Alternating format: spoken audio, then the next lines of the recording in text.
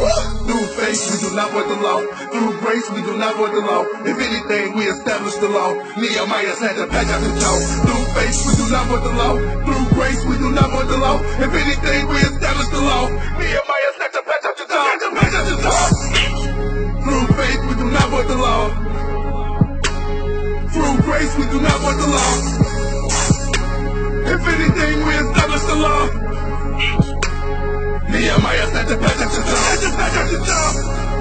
Think you can just do whatever you want? Huh? First and foremost, once again, giving all praise to the Holy One of Yisrael, Shema Yisrael, Yahweh Yakai, Baruch Shem Kavod, Mekute Le'elam Wa'ed, Yehavta Et Yehoah Heka, V'kol Avaka, V'kol Nafshika, V'kol Miodeka, V'hayu Hadivarim Ha'alei Asher Noki, Miza'u Kahayon Al Livaveka, Vishinantan Livaneka, Vidi Barataban, Vishitika, Vivetika, Uvletika, Vaderek, Ushapika, Ukameka, Uchatan, Leo Ayudeka, Vihayuda Totafot Beneka, Ukatavtan, Al Mazuzo Beteka, Uvish, Areka. And with that was our prayer from Deuteronomy, the 6th chapter, verses 4 through 8, giving declaration to the uniqueness and the oneness of the Creator and Him being powerful and mighty, and also giving declaration to His laws that He's also put here in the midst of us so that we can live by them and we can be righteous individuals. Okay, getting started, of course, all praise to Yah, and I want to say shalom to my brother Shar, spiritual leader of the redemption, you know what I mean? Hallelujah, thank the Creator for his life and for the presence of all the family there. You know, this is a beautiful time. Also, shalom to who we have there. All right, I see it now. Shalom to my brother Aki Eitan. Shalom to my brother Iz. I see my brother Steve in the back. I see you, bruh. All right, shalom to the queens and all the children and all the rest of our princes. Shalom to you, V. Shabbat shalom. Shalom to Sister Tamika. Shabbat shalom. Shalom to our young brother James. Shabbat shalom. And shalom to all our queens in the background. You know, this world, or even us in our existence, we wouldn't be here without y'all. You know, so we definitely thank the Creator for your life. And y'all know the rule, right? The Hebraic thought for women, right? You know, we don't look at y'all's ribs, right? Right? They're not ribs. So what are y'all if y'all not ribs? Help me. Or what's the other definition for Zella? The Hebrew word Zella. I don't know the Hebrew word Zella. I don't know. I don't think they got that one. The Hebrew word Zella is, I'll give it to you now, and it's T-S-E-L-A. Zella. T-S-E-L-A. And what that means is this. It means side. So remember we talked about the Hebraic thought that a woman isn't a rib because a rib you can live without. It's insignificant. It's meaningless. Remember, whenever I talk about a rib, I can't help but think about Chris Rock. You know, can I get a rib? You know, I can't help but think about I'm gonna get you sucker. All right, that's the old school of me. I'm sorry, but the rib you can live without. You know, it's insignificant. So the real definition of the word isn't rib, but it's the word side. Because now I can't live without my side, right? What I look like walking around half of me, right? And that's why the Creator says also that when a man leaves his mother and his father, right, he shall cleave into his Isha, and they shall become what? One flesh, right? Echad, that's right. They should become one. So a side, really in math, is what? What's the half in math? What's the math? What's the decimal for a half in math? 0.5. 0.5, that's right. 0.5 is the math for half of one, right? So we know that 1 + 1 = 2, and that's why a lot of relationships have problems because instead of people going in 0.5 and getting a 0.5, they are trying to bring a whole 1. And so when you're trying to bring your whole self or a whole 1 into a partnership, then it becomes unbalanced and it's not the design of the creator. But when you bring your 0.5 to another 0.5, now what does that equal? That equals 1. See? Because we can't be 1 with 1 plus 1. That's 2 all day. You know, the creator ain't say a man shall leave his mother and father, cleave to his wife, and they should become 2 fleshes. You know? No, it said that they should become what? Echad. Echad is the Hebrew word for 1, right? Okay. And so even when you go down the street, right? And I would hope that, you know, if somebody see a man without his e-shot, right? That they were like, hey, where's your other what? Your other what? Your other half, right? And in some cases, they'll say, where's the better half, right? So who's the better half, y'all? The sisters or the brothers? Sisters. All right. I start arguing. It's Saturday. All right, so here we have it, y'all. The reality behind it is, again, y'all are more to us than a red, okay? Now, the Hebrew word is the what again? What's the Hebrew word, somebody? Zealot. Zealot, woo! All right, thank you. Y'all paying attention. I'm ready to tell you. I'm about to, all right, good. All right, good. I'm telling you, I don't know what I had to do to wake up, okay? I had to get myself up. I do dialysis on Shabbat, on Saturdays, and it's the only day I can do it right now besides Tuesdays and Thursdays until they're able to switch it for me. So I have to do that in order to keep my blood clean and to stay alive. And so when I do that early Shabbat morning, it kind of zaps my energy. And so, you know, it kind of makes it kind of hard to continue your day sometimes. So it takes the creator to really give me his spirit, you know, and give me some motivation to continue forth. And if I could do that, then what can another person do that is in better health? You know what I mean? And in better spirit, you see? And so this is the sacrifices that we make, not because we're taught this, but because we love Yah. And his spirit, like Jeremiah the prophet says, like what? Fire shut up in our bones, right? And so when fire get up under you, you move a little bit, all right? So getting back now into our lesson for the day, talking about Passover. We've studied it extensively in terms of the things you can and cannot have. We're going to get right to that verse right now.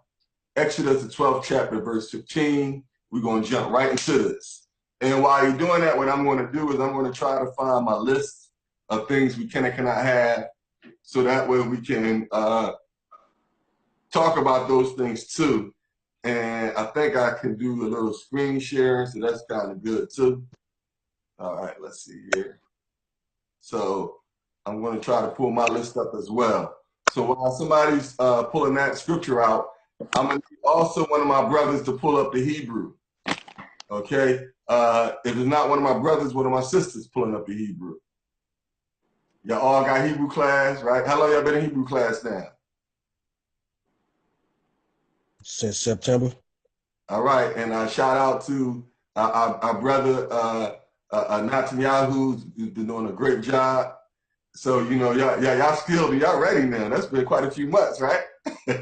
So let's see if we can get some of the people who really didn't, who really starting to learn Hebrew a little bit. We want to try to get you involved. So if you want to volunteer to try to read the Hebrew, this is your opportunity. Okay, so just let me know by either raising your hand or speaking up.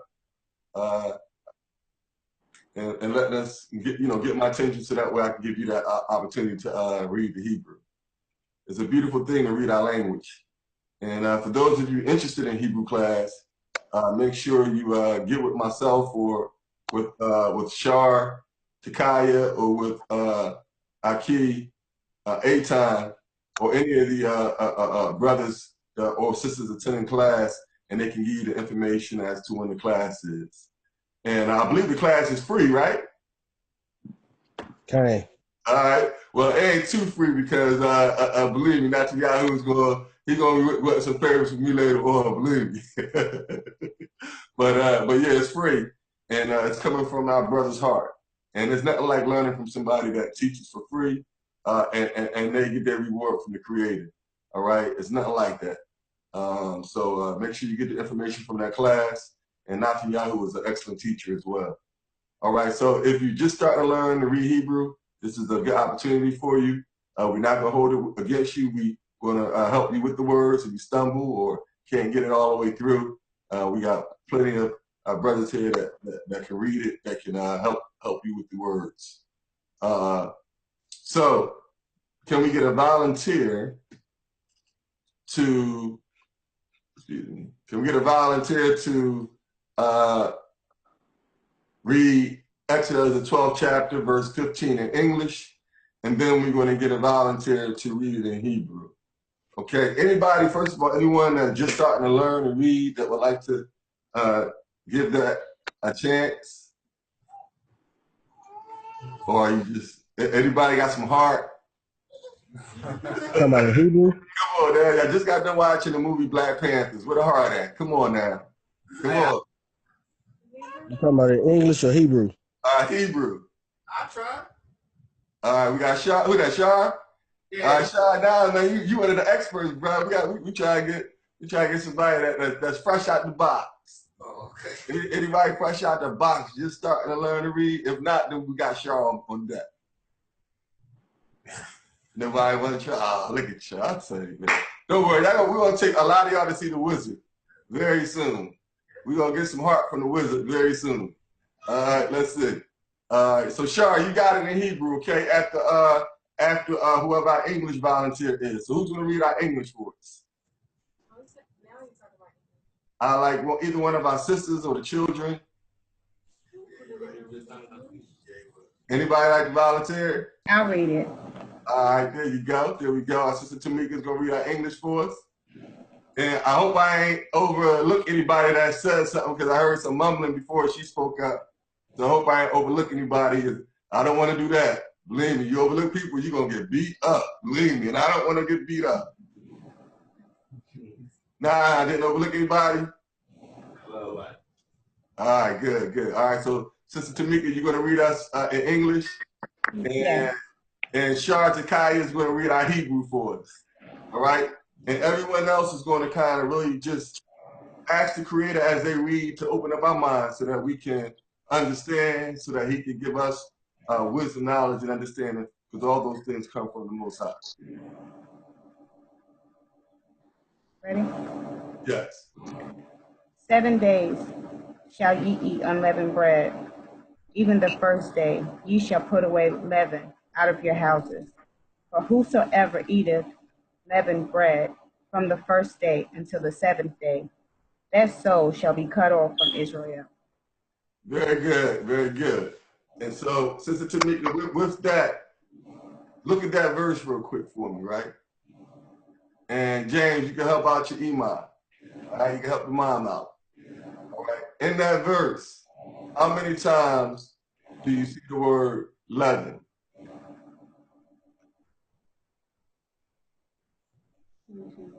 Word 11. Answer. 3. 3 times. Very good. Very, very good. So 3 times. And so, anytime I need you, Shartakaya, I need you now to read our Hebrew for us, please. Whole thing in Hebrew? Or just the key words?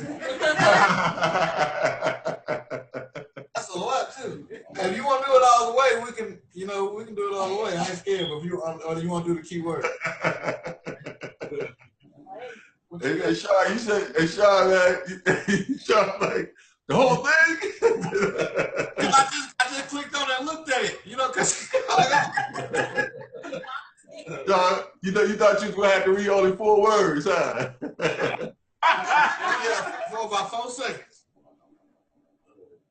All right. So yeah, we're gonna read the whole thing, Char, real quick.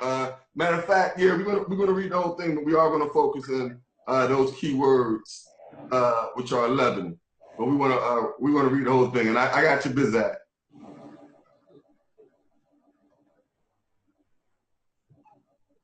Okay, because you know the top is wrote different from the bottom. I got you. I got you back. Are we doing the top or the bottom? You're gonna start with the word Shiva. Yeah, Sheba. Is Sheba? See, it's Sheba on the top, but it's Sheba at the bottom. That's why I said, which one we gonna read? Top. Okay, Shebat. So Shiva is the Hebrew word for 7. Okay, Yamin. Yamim is the Hebrew word for days. So Shivat Yamim means 7 days. Matzot. Yep. Kobain. Tokalu. So Tokalu. So we got Mazot Tokalu. That means you shall eat matzah. All right. So Mazot Tokalu means you shall eat matzah. And we know what matzah is, right? All right. So time sheet, Shar.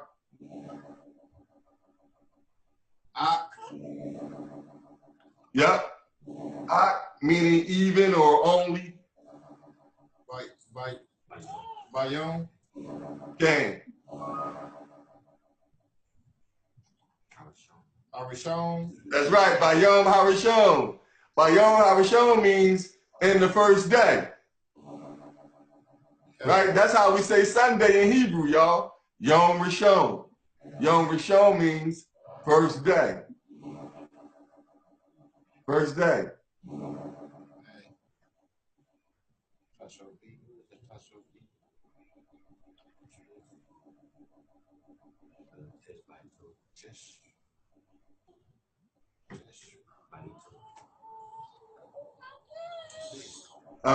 And the word is, you can try it. Let's go. Got your back. Tesh, right. Tesh beat. That's ego. Tesh beat. Yeah. Tebishto. That's right, brother. Put the word together now. Put the whole word together now. Let it flow. Teshbito. That's it, man. That's it. Tishbitu. You ain't scared of that word. It's in your tongue. It's your language. You know what I'm saying? Our mind was holding us back because of this society. But when you let go of that, you flew.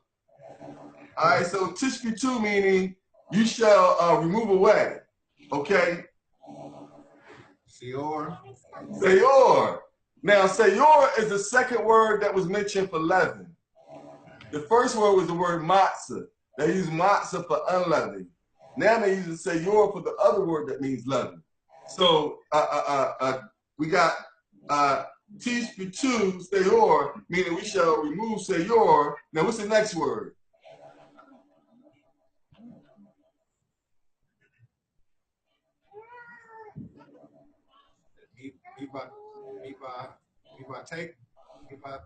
Take him.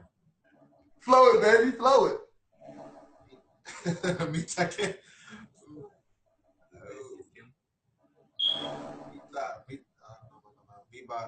Take him. That's it, man. That's it. Me by take him, baby. Me by take him. You see what I'm saying? So me by take him means from your houses. The root word in there is the word bait or bait. It's the word house. Okay? So we shall remove it from our houses. Okay? We're not going to read the whole thing. We're going to stop at the word kametz. All right? So we got about 4 more words because we don't want to bore anybody that doesn't speak it. Okay? We don't want to lose you. All right? So we got about 3 more words, and then we're going to stop that verse, even though there's more words. Okay? All right, time sheet, Char. Key. Key. Key, meaning 4. Call. Cow meaning all. Okay. Okay. All you eat. Meaning that we shall remove the seyor from all that we eat. Okay, or we shall remove the seyor from our houses, and all that we eat, or we shall not eat. Okay, and all that we eat. What's the next word? Kametz. Okay, and kametz is definitely a key word there because kametz is the actual third word that they translate as leaven. Is the word kametz. Kametz is the food or beverage that has seyor in it. Seyor is the actual product of either fermentation. Okay, so these are some important words that we mentioned, and we covered really the basis of the three words that are mentioned as leaven. In Hebrew, those are different words. It's talking about three totally different things. But when people read the English, they just interpret it as just leaven.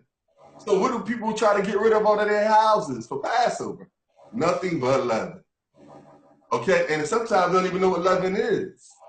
But when we go into the Hebrew, we understand that the breakdown of the word, there are three different words. One is matzah, meaning what? Any food or beverage that has no seyor in it, meaning no ferment, no yeast, nothing that causes something to chemically rise. Okay? And if it has nothing in it that causes it to rise, it's called matzah. It's called matzah. A lot of people call the bread matzah. Matzah is really not just bread. The Hebrew word for bread is the Hebrew word lekem. Lekem. Okay? Even the word mazon is another word for bread or food. And then you have different types of bread. Like you have uga. In Hebrew, uga is cake. You'll find this in Leviticus, the 2nd chapter. Leviticus, the 2nd chapter, probably around verse 16. You'll read about, or around verse 3. You'll see words like the word uga, meaning cake. You got words that means, like basak, which is the word for flour. You got different words that are describing different types of breads. There are even words for fluff cakes. Even holy bread. So there are different types of you even have words for wafer. It's Hebrew word for wafer. So you have different types of breads, and they all have different types of different Hebrew names. Okay. So when we talk about what we should remove out of our homes, I hope it's really kind of clear. This feast is really not called the Feast of Unleavened Bread. That's wrong. This is called the Feast of Unfermentation because we're dealing with foods and beverages that do not have ferments in them, which are things like yeast, baking soda, vinegar, so forth and so on. Okay, so now I'm going to ask you all a question. And then after I ask this question, we're going to go through the list of things we can and cannot eat. But before we go through that list, I want to make sure y'all all understand the concepts of the difference in the Hebrew words, so you understand the basics of what you can and cannot have. Okay? It's really not difficult. It's real simple. Passover and the Feast of Unfermentation is about taking us back to a healthy, holistic way of living, where we are removing all the preservatives, all the junk out of our bodies that are killing us, that are shortening our lives. So the Most High during this time is taking us back to a holistic way of living. Why? Because this season represents what word, y'all? What word does this season represent? It starts with an F. Season?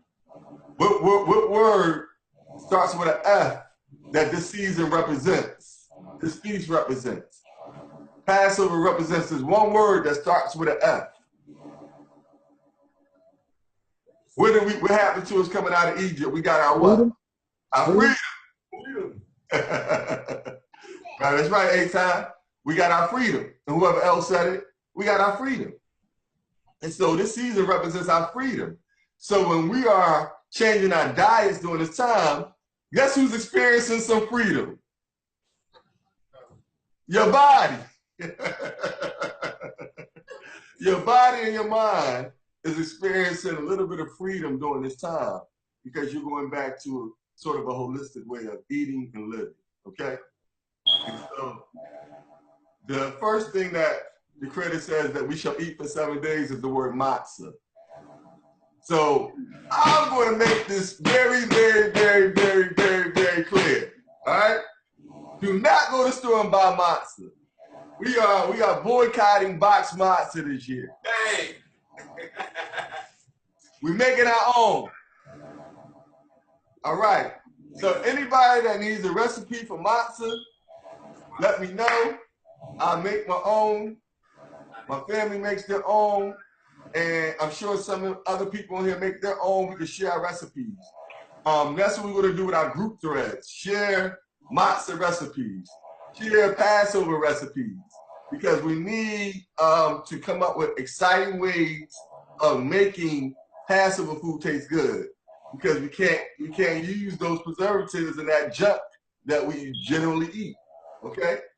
All right, so now with that said, matzah means any food or beverage that has no ferment in it. What is a ferment? A ferment is something that causes something to rise chemically. Okay, where it releases sugar molecules, release alcohol, carbon dioxide, and not release alcohol, produces alcohol. That is actually what fermentation does, even to our bodies. When our bodies are experiencing ferment, it's producing alcohol. And alcohol is a poison. And so we're poisoning ourselves. And so when we eat yogurt, which is one of the worst things to ever eat, full of ferment. I mean, yogurt is worse than sometimes pork. I'm telling you, leave that stuff alone because of it's filled with pus, it's filled with enzymes, it's filled with bacteria, it's filled with fungus. Don't ever eat that crap, okay? I don't know too much about vegan yogurt. I'm assuming I'm assuming, I know that that's fermented because they have to use some type of culture to cause the ferment reaction to take place. I'm just assuming that they use maybe a vegetarian-based culture, okay? But stay away from yogurts during Passover. Yogurts are all fermented, okay? Cheeses, you can't use cheeses during Passover. Cheeses are fermented. Man. Okay, even your vegetarian cheese is fermented. Yeah. The vegetarian cheese, stay away from citric acid. Anything that has added citric acid. Citric acid is mostly derived from a ferment process. No alcohol. What? What he say? Is he listening or what? Not even kosher for Passover alcohol. That's a bunch of bullcrap. All right. That's not alcohol. No, because it's ferment. It's ferment. Oh, this is only for women. All right, and look. Now is when we hit y'all with scripture, right? Because people be like, oh, he talking crap. Shut up, right? So now let's go to Numbers, the 6th chapter, verse 3. And y'all, oh my goodness, we recording, right? And I'm about to eat while we recording. Please forgive me. I'm only human. I get hungry. You probably never see a teacher eating on a recording, would you? You can eat out. We have no problem with that. I appreciate that. I'm eating some vegetarian chicken too. So what? Vegetarian chicken. It's vegetarian protein nuggets chopped up with some vegetarian mayonnaise, vegetarian mustard, some onions, green peppers, and some turmeric, some other little spice stuff. It's real healthy. And then I'm eating it with some natural whole wheat, or is that spelt? I think it's spelt cracker with some chicken, vegetarian chicken salad. Pretty good. Excuse me.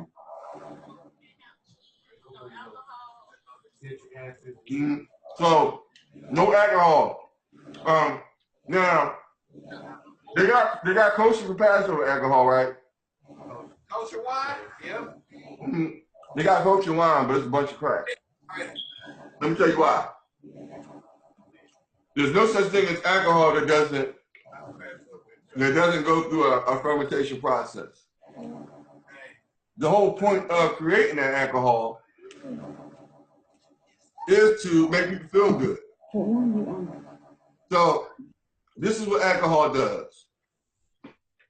When they create wine or when they create strong liquor, what they do is they add ferments, okay? And when they add those ferments, what they do is they want to increase the alcohol percentage. So whenever they want to increase the alcohol percentage of something, then what they do is they increase the fermentation process by adding maybe yeast, whatever it is that they add to increase the fermentation process so that it releases more carbohydrates and breaks down more sugar. And that's actually what they add to it, a lot of sugar sometimes. A lot of sugar during the fermentation process to increase the alcohol percentage.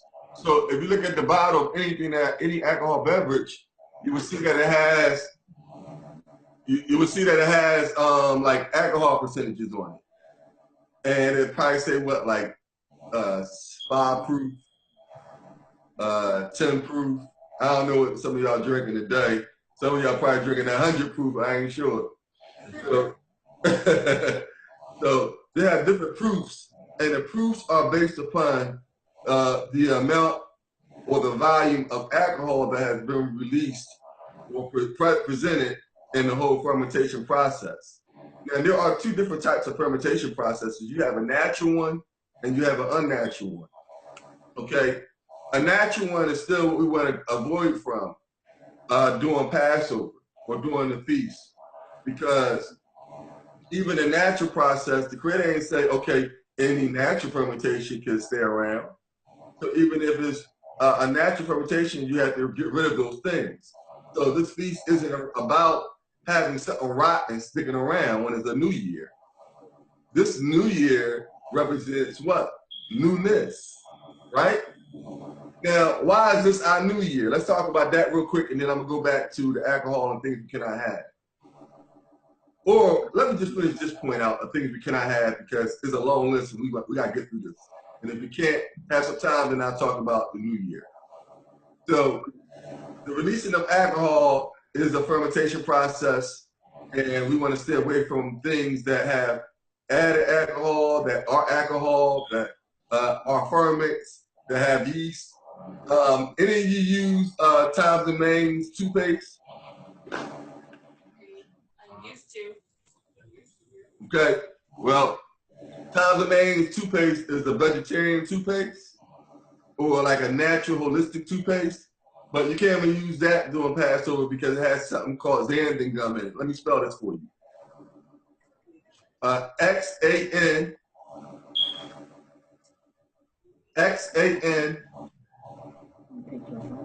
And can you do me a favor? If you're not talking, if you can mute your line, I appreciate it because we got some background feed. All right, so xanthan gum is Xan.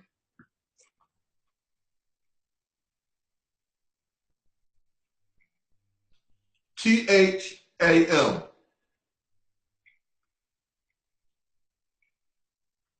And then the next word is GUM, like gum that you eat. So xanthan gum is a natural preservative that they use in xanthan and natural toothpaste, as well as other vegetarian products as a preservative. But that comes from, it's an actual ferment. When you look it up, it tells you it's derived from a ferment process, or it itself is a ferment.